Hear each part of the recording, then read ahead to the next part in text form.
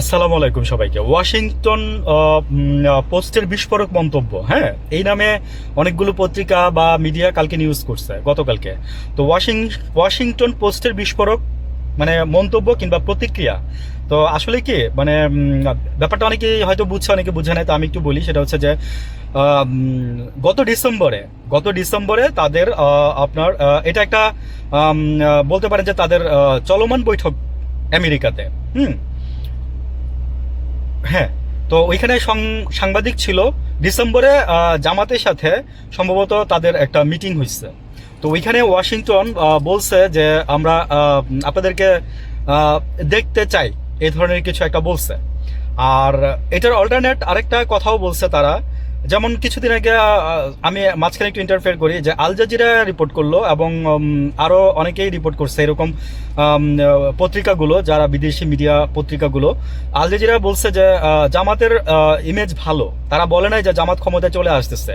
তো অনেকে বলতেছে যে আল জাজিরা রিপোর্ট করার মানেই হচ্ছে যে তার জন্য কপাল খুলে গেল আর কি, বা তার জন্য কোনো বিপদ বয়ে আনলো।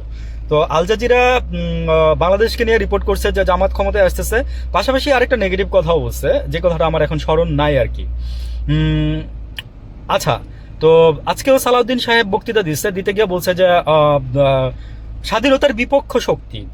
ভাই, আমরা না এই কথাটা শুনতে চাই না, স্বাধীনতার বিপক্ষ শক্তি বা পক্ষের শক্তি। আমরা এই 54 বছর 55 বছর বয়সে এসে আমরা শুনতে চাই না এগুলো। আমরা উন্নয়ন দেখতে চাই দেশের।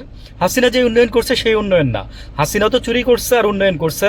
আপনার মানে হাসিনার উন্নয়ন মানে হইতেছে মানে চুরি মানে হইতেছে উন্নয়ন, আর উন্নয়ন মানে হইতেছে আপনার টাকা মারা। আমরা সেটা চাই না। দেশে থেকে একটা টাকাও বের হইতে পারবে না। হ্যাঁ, মানি লন্ডারিং দেখছি তো আমরা, মানে কিভাবে মানি লন্ডারিং এর নামে মানে মানি লন্ডারিং যাতে দেশ থেকে না হয়, অথচ সেই বৈধ চ্যানেলে ব্যাংকগুলো থেকে মানি লন্ডারিং করছে অনেক টাকা। আর ঋণ খেলাপি করে যারা বিএনপিতে এবার মনোনয়নপত্রই জমা দিতে পারলেন না, বা যাদের টিকলো না, তাদের প্রসঙ্গে আমি একটু বলি যে এগুলো আর কইরেন না। আপনারা ঋণ খেলাপি এদিক দিয়ে করে আপনারা তাদেরকে সংসদে নিতে যাচ্ছেন।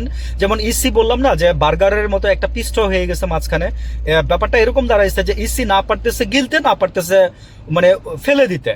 বিকজ বিএনপির লোকজন বলেন বা রাজনৈতিক প্রেক্ষাপট থেকে বলেন যে যেমন কিছুদিন আগে শাহজালাল ইউনিভার্সিটি নির্বাচন নিয়ে প্রচুর পরিমাণের আপনার হ্যাসেল পাইতে হয়েছে।